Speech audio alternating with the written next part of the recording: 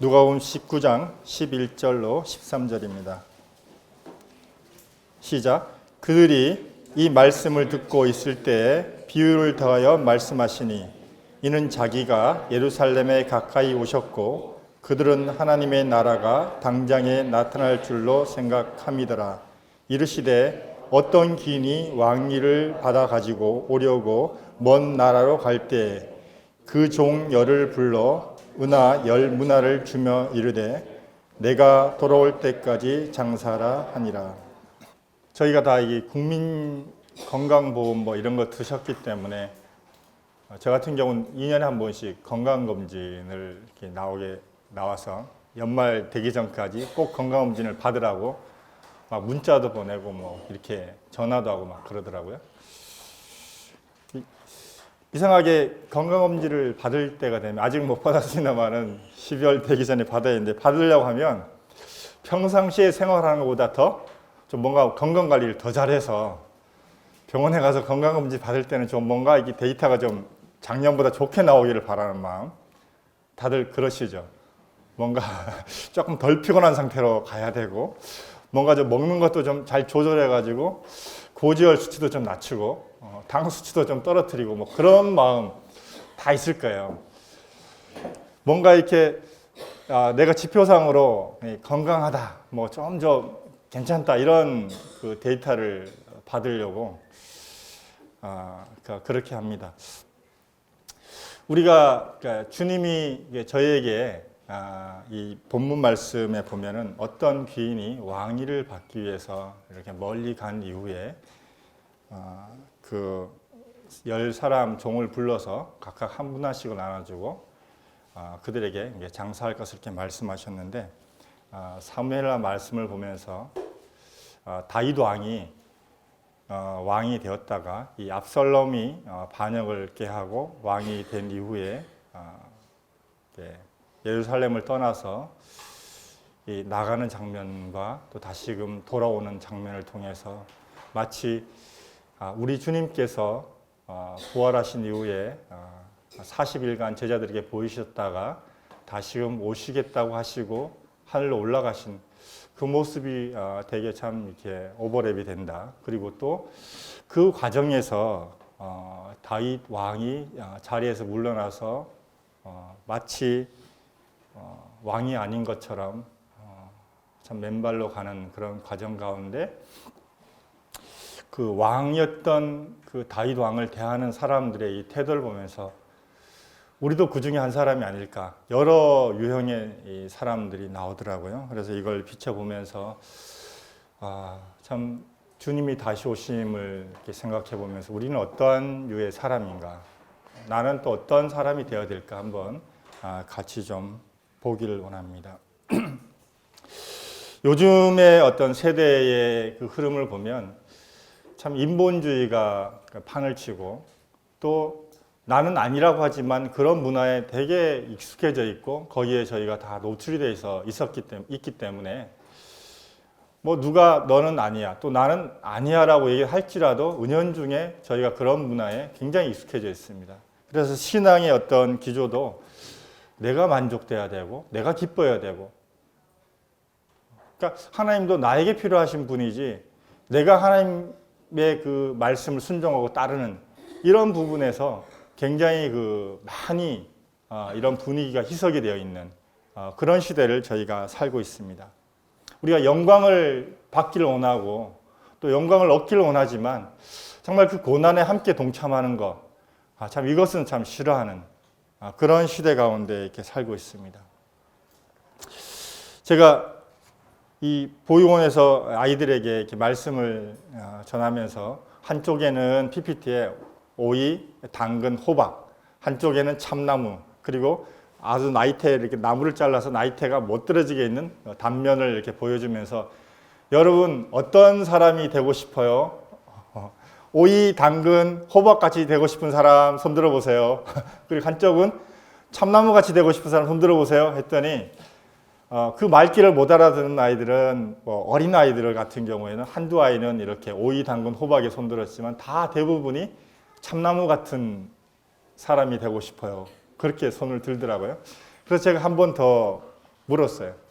그러면 여러분, 참나무는 이렇게 아름다운 나이테가 생기기 위해서 아주 추운 그런 추위를 맞아 매년마다 겪어야 되는데, 고난을 통해서 이렇게 만들어진 참나무가 되고 싶어요? 아니면 한철 만에 되는 오이나 당근, 호박이 되고 싶어요? 이렇게 또 질문했어요.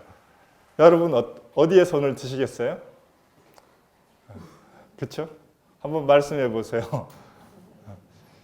심정적으로는 참 참나무가 되고 싶어요 하고 손을 들고 싶은데, 또 한편에서는 그런데 좀 고난은 안 받았으면 좋겠어요. 이런 두 가지 마음이 다 교차하잖아요. 근데 우리 마음속에 다 그래도 난 참나무 같은 사람이 되고 싶다. 내가 고난을 겪지만, 이런 어려움을 겪지만, 그래도 하나님의 교회에서 정말 쓸만한 제목이 되고 싶다. 그리고 예수님이 다시 오셨을 때, 그래 고생했다. 참 너 나 때문에 얼마나 마음에 염려가 많았냐. 그런 말을 듣고 싶잖아요. 근데 또 일견에서는 아유 주님 그래도 좀 고난은 좀 안 받았으면 좋겠어요. 이런 마음들이 두 가지가 다 있잖아요. 근데 사람은 좀 멸망에서 없어지는 짐승과 다르게 우리에게 생각하는 능력을 주시고, 또 무엇이 옳은지를 선택할 수 있는 그런 선택의 가치를 하나님께서 사람을 창조하실 때부터 사람에게 주셨습니다. 한번 사무엘하 말씀을 보겠습니다. 사무엘하 15장 23절입니다. 다윗 왕이 이제 예루살렘에서 나와서 이제 피난 가는 그런 모습의 23절입니다. 온 땅 사람이 큰 소리로 울며 모든 백성이 앞서 건너가매 왕도 기드론 시내를 건너가니 건너간 모든 백성이 광야 길로 향하니라. 30절입니다. 다윗이 감람산 길로 올라갈 때 그의 머리를 그가 가리고 맨발로 울며 가고, 그와 함께 가는 모든 백성들도 각각 자기의 머리를 가리고 울며 올라가니라. 예수님께서 십자가에 못 박히시기 전에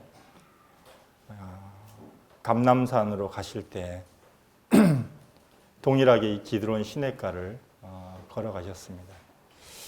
겟세마네 동산에서 기도하실 때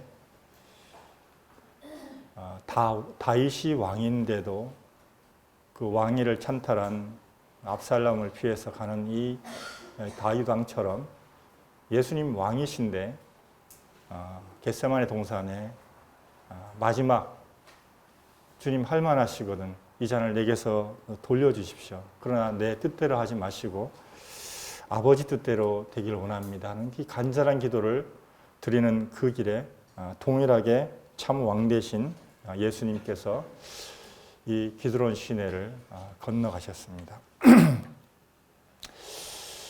요한복음 1장 11절에 자기 땅에 오매 자기 백성이 영접지 아니하였다 이렇게 말씀하고 있습니다. 우리가 사무엘하를 읽으면서 사울 왕 이후에 사무엘 선지자를 통해서 유대 이스라엘 그 모든 나라에 유일하게 하나님이 기름 부음 받은 기름 부음을 하신 그 왕은 다윗밖에 없다는 사실을 이스라엘 모든 백성, 12지파 모든 백성들이 다 알고 있었습니다. 그러니까 이들이 나중에 보면 다 알고 있었어요. 다윗 왕밖에 하나님께 기름 부음 받은 왕이 없다는 사실을 다 알고 있었습니다. 근데 이게 말씀해 보니까 사무엘하 16장 15절에 보면 이렇게 돼 있습니다. 16장 15절에 압살롬과 모든 이스라엘 백성들이 예루살렘에 이르고 아히도벨도 그와 함께 이른지라. 여기에 보면 압살롬과 모든 이스라엘 백성들이라고 돼 있고요. 그 다음에 사무엘하 15장 17절에 보면 왕이 나가면 모든 백성이 따라 나가나. 이 두 가지 표현이 좀 다르게 돼 있습니다. 다윗을 따라 나간 것은 모든 백성이라고 돼 있고, 압살롬을 따라 예루살렘에 들어온 백성들은 이스라엘의 모든 백성이라고 이렇게 돼 있습니다.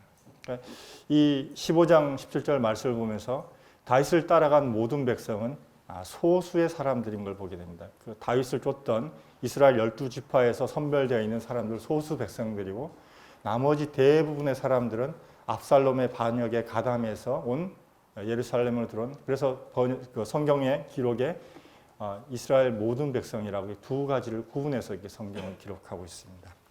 참 왕된 예수 그리스도를 참 왕된 다윗을 쫓는 이 무리는 예나 지금이나 많지가 않습니다. 모든 사람이 예수님만이 유일한 왕이시라는 사실을 알고 있습니다.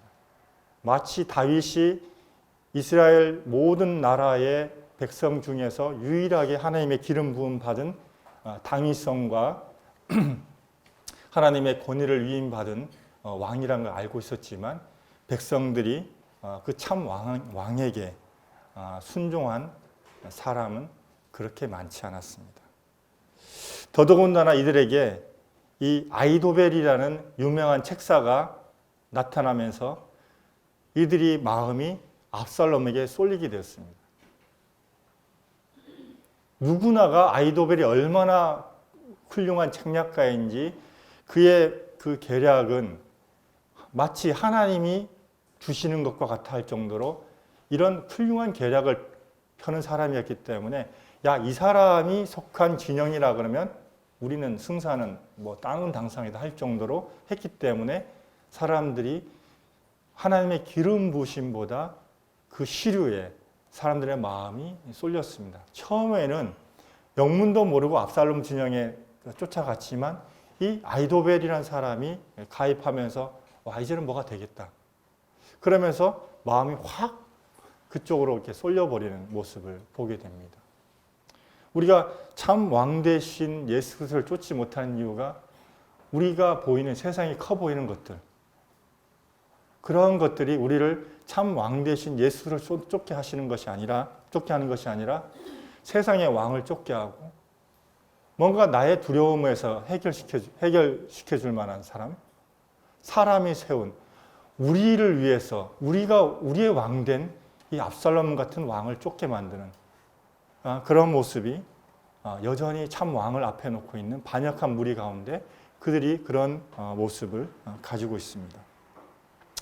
압살롬이 왕이 된 지역이 바로 다윗 왕이 7년 반 동안이나 유다의 왕이 되어서 나라를 다스렸던 헤브론에서 그 일이 일어났습니다. 연합이라고 하는 지역에서 야합을 한 것이죠. 하나님의 기름 부음을 받지도 않고 정말 자기의 생각대로 만 4년 동안 백성들의 마음을 훔쳤습니다. 사람들이 올 때마다 재판에 너가 옳다 하면서 사람들의 마음을 다 들어주면서 그래 너가 맞아 하면서 만 4년 동안 백성들의 마음을 훔쳤습니다. 참 왕이 있는데도 불구하고 거짓 왕이 그 마음을 훔쳤습니다. 오늘날도 얼마나 우리의 마음을 훔치는 세상의 왕이 판치고 있습니까?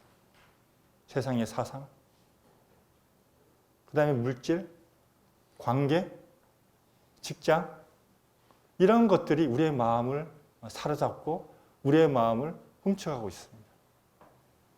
태초부터 사단은 거짓의 아비라고 말씀하고 있는데 바로 이 거짓의 아비가 동일하게 참 왕을 거절하고 자기가 왕대에서 사람들의 마음을 훔치고 있는 것입니다. 아이도벨은 정말 이 개인적인 그 복수심 때문에 전에는 다윗 왕의 책사였는데 이제 압살롬에게 돌아섰습니다. 시편 41편 9절에 나의 신뢰하는 바 내 떡을 먹던 나의 가까운 친구도 나를 대적하여 그 발꿈치를 들었나이다. 마치 가룟유다처럼 한 상에서 같이 밥을 먹던 이 사람이 이제는 대적하는 무리 가운데 속해서 자기 개인적인 그 복수심에서 자기가 원하는 왕을 세우고 싶었습니다. 그러나 자기의 뜻이 실행되지 않는 걸 보고서 자기 고향에 내려가서 목매달아 자기가 자살하고 죽었습니다.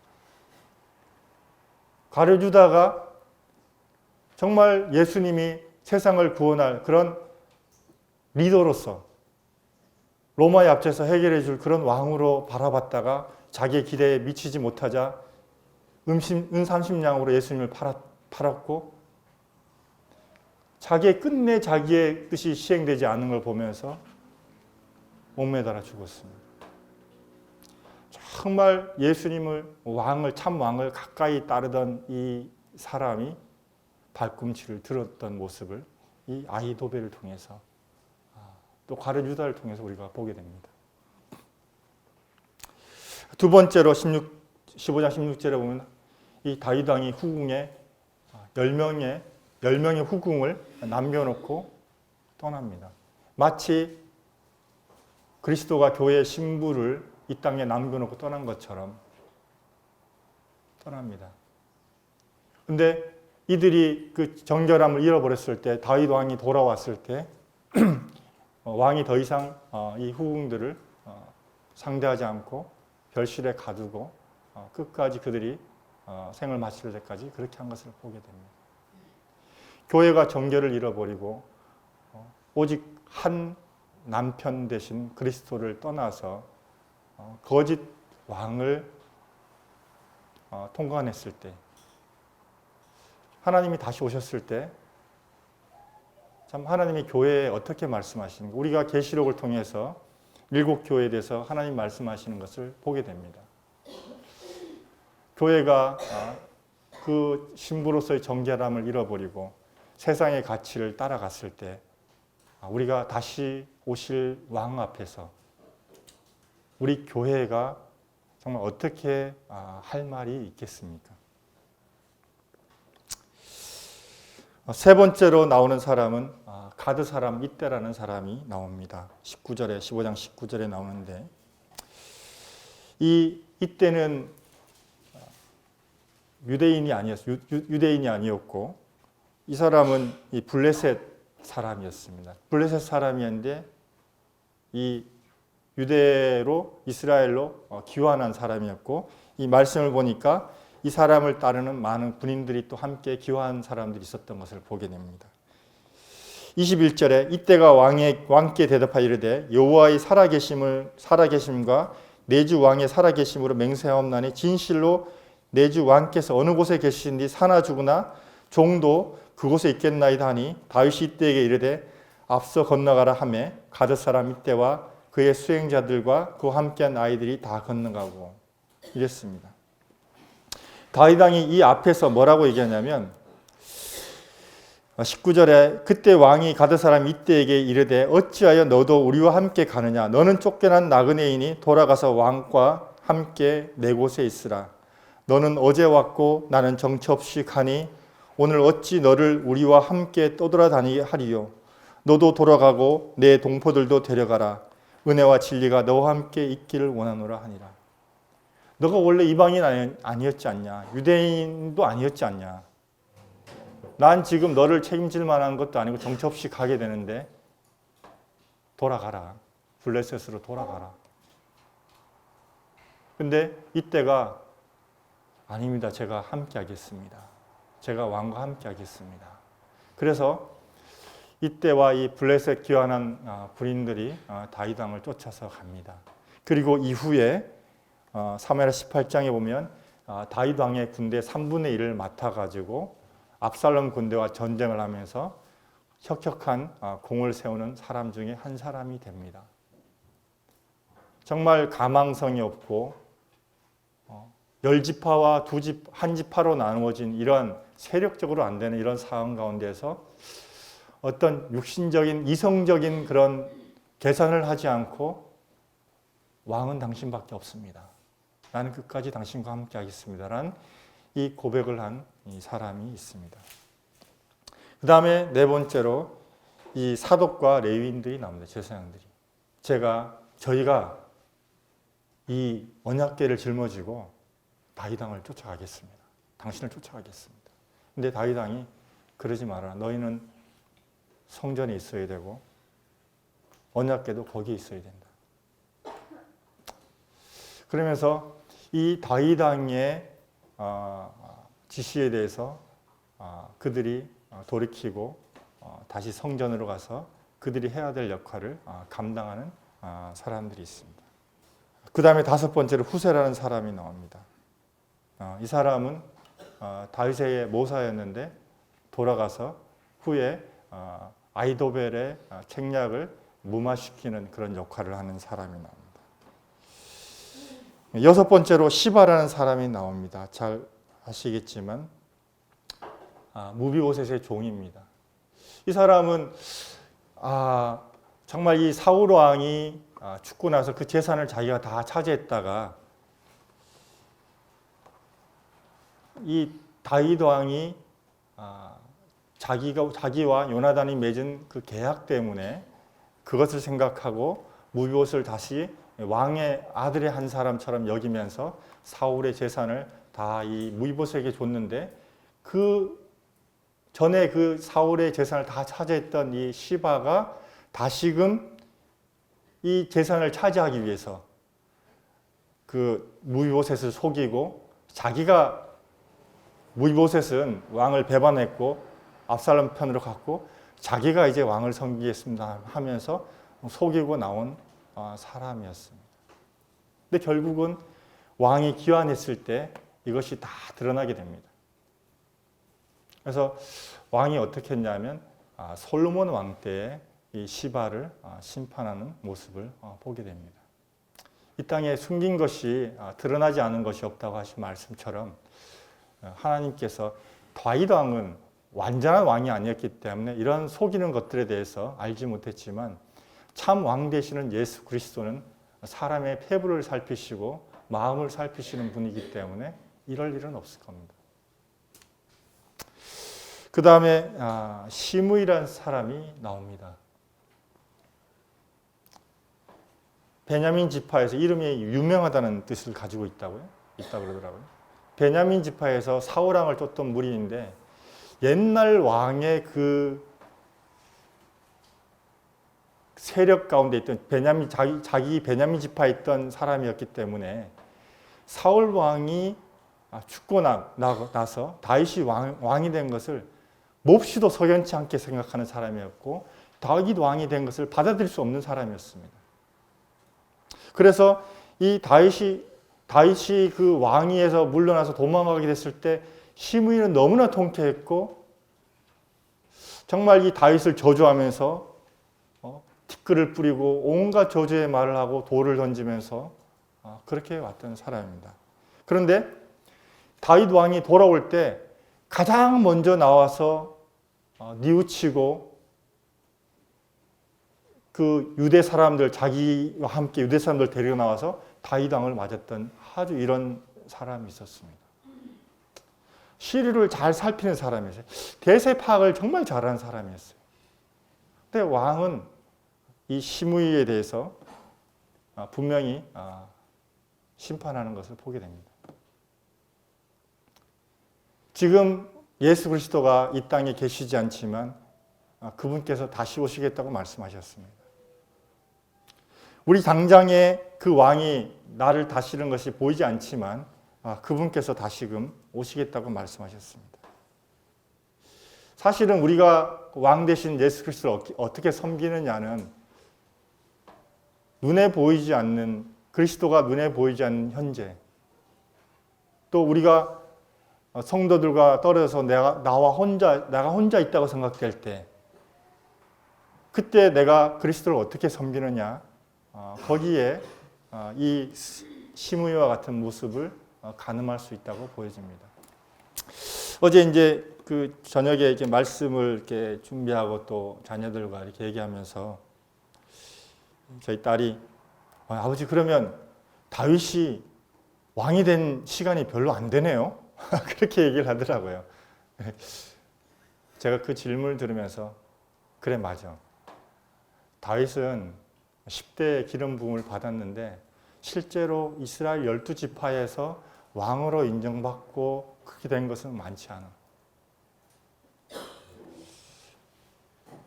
예수님이 참 왕이시고 이 땅에 오셨는데 그분이 왕으로서 대접받고 사람들에게 영접되어진 날은 참 많지가 않습니다.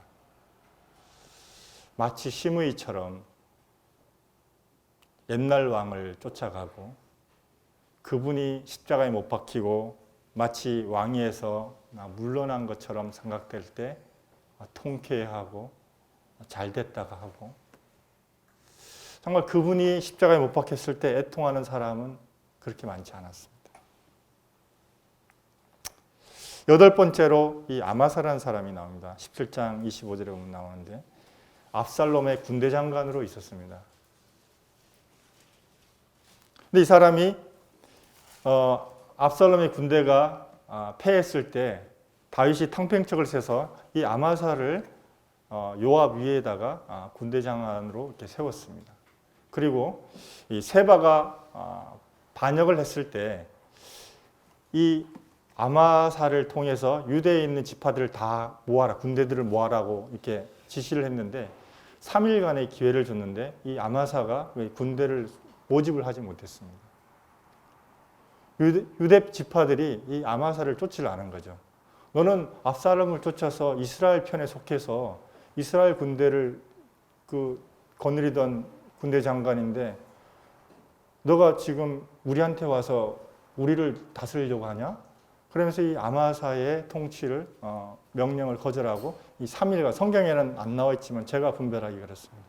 3일간이나 시간을 줬는데도 오지 못했는데 다윗이 그래서 이 아비새를 보냈는데 또 이 요압이라는 사람이 어떠냐면 이 아비새한테, 아마사한테 가서 죽입니다. 요압은 사실은 왕의 군대 장관으로 이렇게 있었지만 무늬만 군대 장관인 것 같아요. 자기의 힘을 이용해서 왕의 명령을 자기 마음대로 해석하고 자기가 유리한 쪽으로 행동하는 그런 사람이죠. 압살롬을 죽이지 말라 그랬는데도 압살롬을 죽였고, 또 이 아마사가 자기의 위에 있는 상관인데도 불구하고 또 친척이에요. 아주 가까운 친척인데도 불구하고 인사하는 척하면서 찔러 죽였습니다. 결국은 군대 장관 자리를 이 요압이 다시 차지하게 됩니다. 나중에 이 본색이 어디서 드러나냐면 다윗 왕이 솔로몬을 왕으로 세울 때 이 요압은 이 아도니아를 왕으로 이렇게 세우려고 하다가 그게 이제 발각이 돼서 솔로몬에 의해서 처형당하는 모습이 나옵니다. 왕을 쫓되 왕을 쫓는 목적이 왕을 순종하고 왕의 나라를 세우기 위한 것이 아니라 자기 목적을 성취하기 위한 사람이었습니다. 우리가 예수님을 쫓으면서 예수님의 나라를 세우기 위해서 하나님의 교회를 세우기 위한 게 아니라 내 목적을 성취하고 내 가치를 실현하기 위해서 교회를 나오는 것. 이 요압과 같은 사람입니다. 겉으로 보기엔 참 훌륭해. 이만한 사람이 없어요. 싸움도 잘하고 군대도 통솔 잘하고, 그리고 이 다윗의 그 정적들, 이런 사람들을 다 제거하는 그런 훌륭한 사람이었지만 이 사람의 속 페브를 따져가고 가서 보면 왕을 쫓는 것이 아니라 자기가 왕대에 있는 사람이었어요. 다윗 왕은 무늬만 왕이었어요. 이 사람에게. 너무나 막강한 세력을 가지고 있어요. 아비새와 자기가 군대를 장악하고 있었기 때문에 다윗 왕도 그들의 행동에 대해서 어찌할 수 없는 그러한 사람이었어요. 열 번째로 이 세바라는 사람이 나옵니다.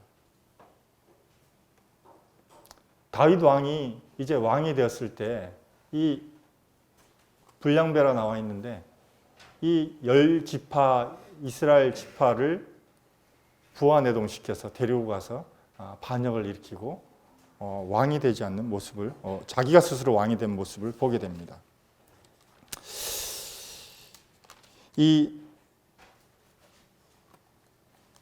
그 다음에 이제 나오는 부분이 11번째로 나오는 바르실레가 나옵니다. 이 바르실레는 나이가 많은데 다윗 왕이 이 요단강을 건널 때 나와서 그에게 침상과 먹을 것을 제공을 하고, 또 다시금 돌아올 때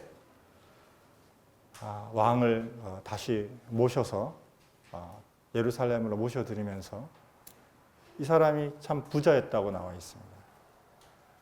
근데 왕이 이제 내가 너가 나한테 한 일이 있기 때문에 왕궁에서 나와 같이 거합시다 라고 얘기했을 때 바르실레가 내 나이가 참 많기 때문에 내 아들 김함을 데리고 가 주십시오 하면서 자신의 섬김과 함께 자기의 후대를 이렇게 세워서 왕과 함께하는 사람입니다. 교회에서 정말 후대를 세우고 정말 후대를 청거해서 정말 교회의 다음 세대를 기억하고 다만 자기는 하나님 앞에서 극진히 자신을 내어드리고 자신의 재물과 섬김을 하고 그것으로 이렇게 만족한 사람의 모습이 나옵니다. 그 다음 12번째로 무이보셋이 나옵니다. 이 시바에게 이런 일을 당하고 나서 두 다리 저는 모습으로 어떻게 할 수 없기 때문에 어찌할 수 없다가 왕이 돌아온다는 소식을 듣고 왕을 맞으러 나갔습니다. 왕이시여, 제가 당신이 오실 때까지 제가 수염도 깎지 아니하고 맵시도 내지 않고 이렇게 당신을 기다렸습니다. 그래서 다윗 왕이 그러면 시바와 재산을 나누라. 다 줘도 괜찮습니다. 저는 그게 중요한 게 아닙니다. 왕이 돌아오신 걸로 만족하겠습니다. 내가 어떠한 처지에 있었던 것을 알고 또 그러한 처지에 있던 나를 어떻게 왕이 왕자의 한 사람으로 여겨서 다리 저는 나를 왕의 상에서 먹게 하신 그 사실을 제가 알고 있습니다. 왕이 나에게 어떤 은혜를 베푸신지를 제가 알고 있습니다. 저는 그것으로 만족합니다. 이 재산 저에게 중요한 게 아닙니다. 이러면서 왕 앞에 나온 무이보셋이 있습니다. 누가복음 13장 한번 보겠습니다. 누가복음 13장. 13장 6절로부터 9절까지 같이 읽겠습니다. 시작. 이에 비유로 말씀하시되 한 사람이 포도원에 무화과 나무를 심은 것이 있더니 와서 그 열매를 구하였으나 얻지 못한지라. 포도원 지기에게 이르되 내가 3년을 와서 이 무화과 나무에서 열매를 구하되 얻지 못하니 찍어버리라. 어찌 땅만 버리게 하겠느냐. 대답하여 이르되 주인이여 금년에도 그대로 두소서. 내가 두릅하고 거름을 줄이니 이후에 만일 열매가 열면 좋거니와 그렇지 않으면 찍어버리소서 하였다 하시니라. 예수님이 유월절 어린 양으로 돌아가셨습니다. 대답하여 이르되 주인이여 금년에도 그대로 두소서. 내가 두릅하고 거름을 줄이니. 저에게 1년이라는 시간에 또 하나님께서 기회를 주십니다. 왕이 자리를 비웠을 때 12명의 유형의 사람들이 등장합니다.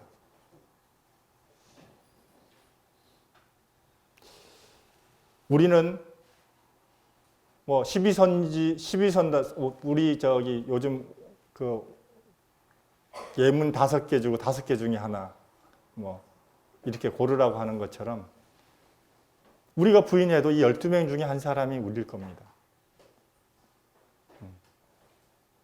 뭐 물론 걸쳐 있는 사람도 있겠지만 누구도 피할 수 없는 이 12부류의 사람 중에 한 사람이 우리일 것입니다. 주님께서 기회를 주시더라고요. 요한복음 21장에서 베드로와 7명의 제자들이 고기 잡으러 갔을 때 밤새도록 고기를 잡아도 잡지 못했는데 예수님이 그들을 위해서 숯불을 피워 놓으시고 생선을 구워 놓으시고 빵을 준비하셨더라고요. 주님 우리에게 기회를 주시더라고요. 어떨 때 기회를 주시냐면 하나님 제가 제 의지로 이렇게 애쓰고 해봤는데 안 되네요. 예수님이 그래 기다리고 있었다. 너의 왕이 누구냐? 너의 삶을 나한테 맡길래? 아니면 여전히 너가 세운 그 의대로 너가 세운 그 생각대로 하나님을 섬긴다고 하는 그 방향대로 갈래? 너의 마음에 만족되는 왕이냐? 아니면 너가 왕에게 순종해야 되는 것이냐? 예수님이 왜 내가 원하는 대학에 붙여줘야 되고, 내가 원하는 직장에 취직시켜 주셔야 되고, 내가 직장에서 잘리지 않게 해주셔야 되고, 내 사업이 잘 돼야 되고, 내 가족들이 무탈하고 병 안 나고 잘 살아야 되고, 내가 경제적으로 염려가 없어야 되고, 왜 예수님께서 이런 것을 들어주셔야만 나의 왕이 되시나요? 오히려 예수님께서 나에게 보여주시는 대로 내가 순종하는 것이 왕과 그 백성의 위치가 아닐까요? 어제 학생부 교사들과 이렇게 교제를 하면서 오늘 공부하는 십계명에 대해서 이렇게 교제하면서 우리가 십계명 하나도 지킬 수 없는데 그러면 학생들에게 십계명을 지키지 말아야 된다고, 지킬 수 없으니까 지키지 말아야 된다고 해야 되나요? 우리가 해야 될 일은 뭐죠? 뭐라고 설명을 가르쳐야 되죠? 이렇게 질문할 때 제가 노를 젓는 것은 우리의 몫이다. 우리 노를 열심히 져야 된다. 근데 그 방향타를 잡고 계신 분은 하나님이시다. 내가 기계공학과를 가려고 열심히 공부를 했는데 하나님이 화학과로 방향을 틀어서 어쩔 수 없는 방향을 트셨다 그러면 그 가운데서 내가 주님이 어떻게 인도하시는가를 봐야 된다. 주님이 왜 내 뜻에 따라 주셔야 되는지가 아니라 나는 알지 못하지만 주님께서 나에게 하시는 이 길에 대해서 제가 주님 어떻게 인도하시는지 잘 모르겠지만 주님이 맞습니다라고 하고 쫓아가는 모습이 바로 그리스도 대신 예수님을 우리가 쫓아가는 거잖아요. 그리스도가 왕이시고 또 선지자시고 대제사장이시잖아요. 나의 일에 대해서 주권을 가지고 계신 분이 예수님이시고 나의 일에 대해서 가장 잘하시는 분이 예수님이시고 나를 하나님 앞에 세우신 분이 예수님이시잖아요. 이 그리스도 대신 예수 그리스도, 다시 오실 그 예수 그리스도에 대해서 우리가 간과하고 있다면 다시금 한번 생각해 봐야 되는 것입니다. 이 교회가 나를 만족시켜주는 교회인가? 나에게 풀 서비스를 제공해주고 나의 그 여러 가지 그 말들을 들어주는 성도들이 있는 곳인가?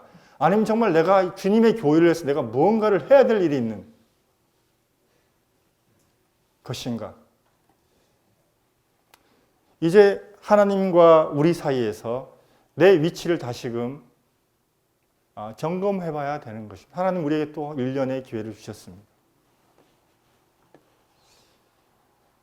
내가 적당히 교회도 다니고 교회 나와주고 예배에 참여하고 그리고 적당히 세상에서도 나의 지위를 지키고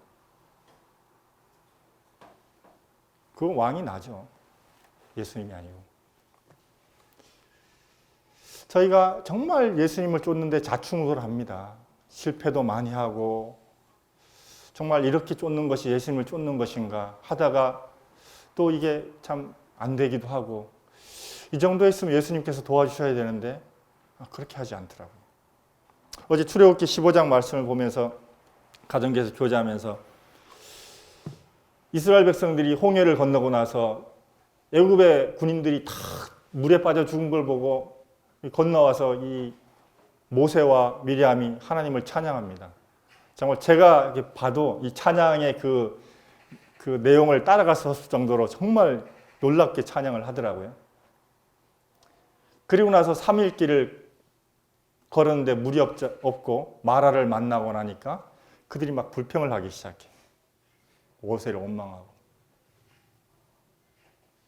우리가 구원의 기쁨에 대해서 하나님 정말 감사합니다.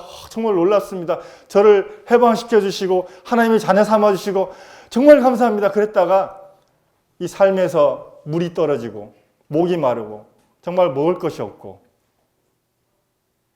이럴 때 구원의 기쁨은 온데간도 없고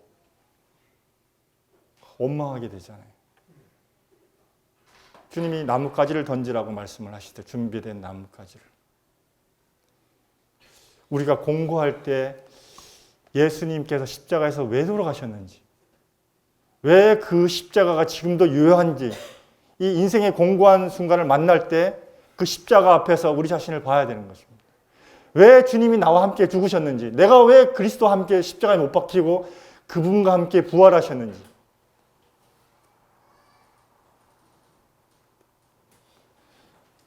주님이 그 이후에 그 마라의 물 이후에 엘림 그 오아시스를 만나게 하시더라고요. 저는 저희의 눈이 사람의 성정이 3일 동안 물 마시지 못하면 당연히 불평할 수 있고 정말 고통을 호소할 수 있다고 저도 그럴 것 같습니다. 그런데 한 가지 있는 것은 예수 그리스도가 우리 안에 있잖아요. 십자가에 못 박히시고 부활하신 예수 그리스도가 있잖아요. 내가 이런 고난을 당할 때, 정말 사면초월 당한 상황 가운데 있을 때, 어제 한 형제님이 이런 말씀하시더라고요. 15장에서 하나님이 구속하셨다, 백성을 구속하셨다 그러시더라고요. 아, 예수님이 십자가에서 나를 사셨으면 이제 이게 내 인생이 내 게 아니지, 예수님 거지. 내가 이렇게 고난을 당하고 있으면 예수님이 고난을 당하시는 거지. 내 인생 내 게 아니고, 내가 고난 당하는 게 내 게 아니고 예수님 거네. 이렇게 우리의 시각을 돌렸을 때, 바르게 교정이 되었을 때, 주님이 우리에게 주신 고난들, 주님이 가시적으로 내 눈에 보이지는 않지만 다시 오실 왕으로, 우리 삶에서 열매를 발하시는 왕으로 지금도 여전히 유효하게 계시고 우리를 만나시기 위해 준비하고 계시다는 사실을 우리 이 생애 가운데 기억을 해야 되는 것입니다. 세상에 비교할 게 얼마나 많습니까? 저보다 잘난 사람 얼마나 많습니까? 저보다 잘 사는 사람 얼마나 많습니까? 더 중요한 사실은 그 어떤 것으로도 바꿀 수 없는 참 왕 되신, 기름 부음 받으신 예수 그리스도가 우리 가운데 계시다는 것이고, 나와 평생을 동행하시겠다고 말씀하신 것입니다. 이 예수님 자랑해야 되지 않겠어요? 이런 예수님 모르는 사람들에게 내가 믿는 예수님 소개해야 되지 않겠어요? 이번 주 화요일에 이 영환자매님 어머님 이 돌아가신 모습을 이렇게 봤습니다. 제가 이 의학적인 부분에 지식이 없다 보니까 이렇게 돌아가신 분들을 많이 보지는 못했어요. 봤는데 얼굴도 전에 뵀던 그 얼굴이 그대로 있으시고, 사고가 나서 이렇게 얼굴이 붓긴 했지만 그대로 있으시고, 손을 이렇게 얹으셨는데 마치 가슴에서 숨이 이렇게 벌렁벌렁 하시는 것 같아요. 숨을 쉬고 있는 것 같아요. 정말 제가 손을 대서 깨우고 싶은 생각이, 모치님 일어나셔야 되는 거 아니에요? 이러고 싶은 마음이 막 들더라고요. 그 앞에서. 제가 그 병실을 나서면서도 진짜 저분이 돌아가신 게 맞나? 이런 생각이 들 정도로 그분의 죽음을 제가 참 받아들이는 게 참 쉽지가 않더라고요. 주님이 다시 오시거나 우리가 주님께로 먼저 가거나 우리가 이 땅에 남겨져 있는 시간 가운데 정말 죽음과 삶이 정말 한순간이더라고요. 한 겹인 것 같아요. 우리가 주님 앞에 서거나 주님이 다시 오시거나 주님이 우리에게 내가 너의 왕이다.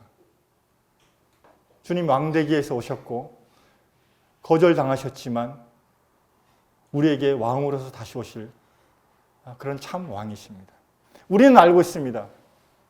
이스라엘 백성들 중에 누구도 다윗 왕 외에 기름 부음 받은 왕이 없다는 사실을 안 것처럼 우리도 예수 그리스도 외에는 기름 부음 받은 왕이 없다는 사실을 분명히 알고 있습니다.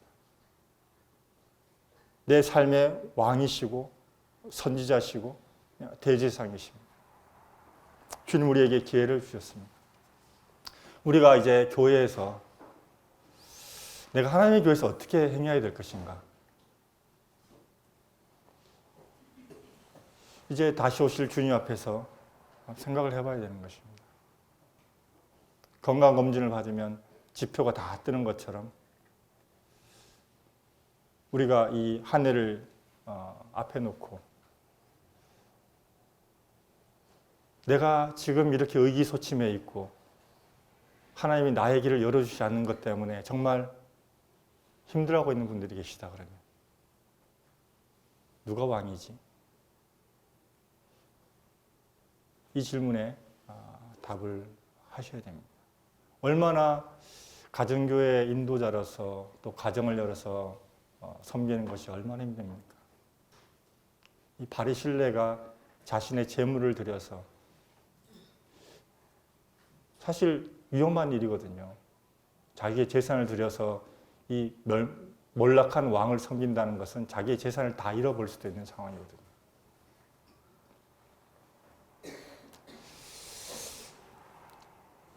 정말 주님 앞에서 우리가 헌신한다는 것, 내가 어떤 것보다 우선해서 하나님의 교회에서 섬긴다는 것 쉽지 않은 일이지만 중요한 사실은 결산할 날이 우리에게 있습니다. 이 땅에서 우리가 천년만년 살 것 같지만 또 다른 사람들보다 좀 더 비교 우위에 좀 더 좋은 것들을 누릴 수 있는 그런 것을 선택할 수 있지만 저도 직장 생활을 25년 이상을 이렇게 해보면서 느끼는 거, 참 순간순간 내가 이제 예수님을 부인하고 술 한잔 마셔줄까? 사람들하고 그냥 적당히 어울려서 세상 사람의 방식으로 내가 일을 할까? 그런 고비들이 참 많았습니다. 근데 하나님께서 이렇게 지켜주신 것에 감사해요. 그게 교회더라고요. 내가 주일은 어떤 일 있어도 하나님께 예배드리는 날이기 때문에 우선순위를 주님께 둬야 되겠다. 직장에서 잘리면 잘리라지. 주님이 나를 잘리게 하신다면 영광스러운 일 아닌가. 그러면 내가 또 주님이 다른 길을 예배해 놓으셨지 않을까. 참 쉽지 않은 일이죠. 어떻게 들어가는 회사인데 내가 한 달 봉급이 끊어지면 어떻게 하지? 염려할 수 있잖아요. 근데 주님이 왕이시다. 주님이 이 사실을 알고 계시다. 여기로 다시 돌아가야죠. 내가 이런 고비를 만날 때 주님이 이걸 알고 계시지. 설령 내가 이렇게 해서 죽는다 할지라도 주님이 이 환경을 허락하셨다면 주님 날아갔을 때 주님이 잘했다 그러지 않겠냐. 일생에 매여서 종노릇하고 죽기를 두려워하고 이런 사람들에게 부활하신 주님이 우리에게 오셨잖아요. 조금 더 멀리 보자고요. 조금 더 넓게 보자고요. 주님이 그 인생에 매여있는 우리들에게 이 죽기를 두려워하는 우리에게 주님이 오셔서 부활하신 주님이 오셨잖아요. 적어도 그리스도인들은 우리 이런 시각을 가진 사람들입니다. 똑같이 세상 사람들처럼 그 좀 안 되는 것 때문에 염려하고 두려워하고 스트레스 받고 받을 수 있죠. 우리도 연약한 지체들인데. 그런데 그 가운데서 누가 왕이지? 이 질문에 우리가 한번 답을 해보면서 내가 당한 문제에 대해서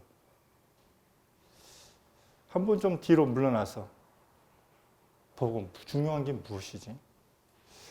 우리가 한번 봐야 된다고 생각이 됩니다.